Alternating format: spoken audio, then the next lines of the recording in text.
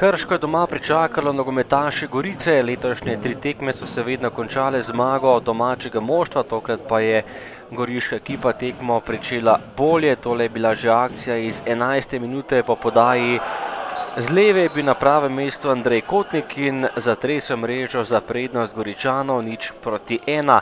Lep zaključek Kotnika za prednost goriške ekipe tik ob levi vratnici vratarja Zalokarja.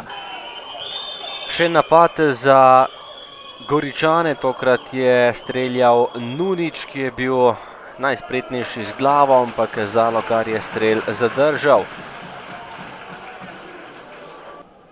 Še napad Severno-Primorcev, ki so tekmo odprli izjemno podjetno, Kapič je meril daleč, tokrat je bil nekoliko premalo natančen. Napad za Krčane, žoga pred vrata, zadel je Đurković, ampak predtem je storil prekršek in gol je bil razveljavljen.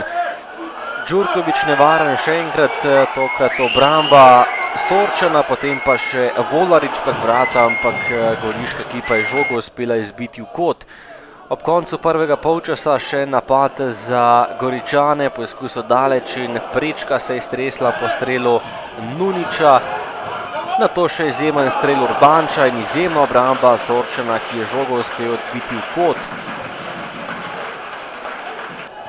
Še zadnji napad za Krčane v prvem polčasu, to je bila še ena lepa kombinacija in lepo preigravanje Volariča, ki je streljal, a za las zgrešil goriška vrata, ostala je pri rezultatu iz 11. minute Krško Gorica 0:1. Drugi polčas in napad domačih po podaji Volariča je meril Sikošek.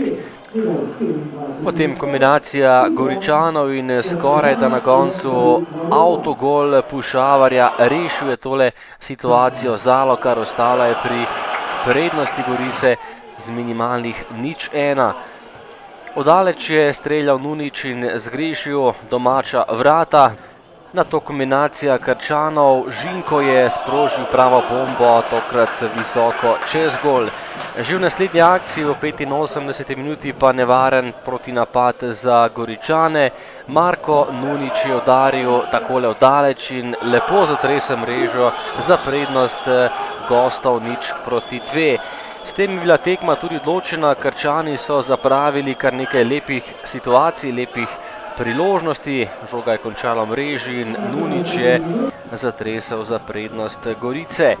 Do konca še strel Štefanca in odlična obramba, tokrat vratarja Štruklja, ki je ob koncu zamenjal poškodovanega Sorčana, in še en napad za Krčane, ki ni končal golu. Odlična obramba Gorice je vse napade vzdržala in tekmo tudi končala brez prejetega zadetka.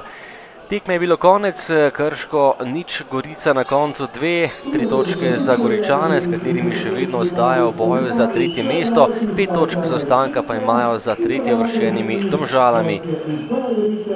Ja, mislim, da smo prvi polčas mi bili tisti, ki smo več napadali, ampak na začetku tekme je Gorica tista, ki je bila bolj konkretna, na pravem mestu.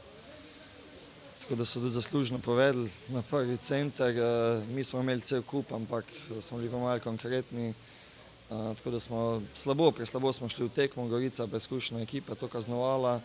Mislim, da smo igrali sicer dobro, lepo kombinirali, ampak v zaključku premalo konkretni, pa tudi v obrambi. Konec koncev Gorica dala 2 gola, imela še štango, pa vse skupaj mislim, da imela zelo malo šans, tako da malo z glavom nismo bili na tekmi, tako da na domačih tekmah nam spomladi ne gre tako, kot bi si želeli.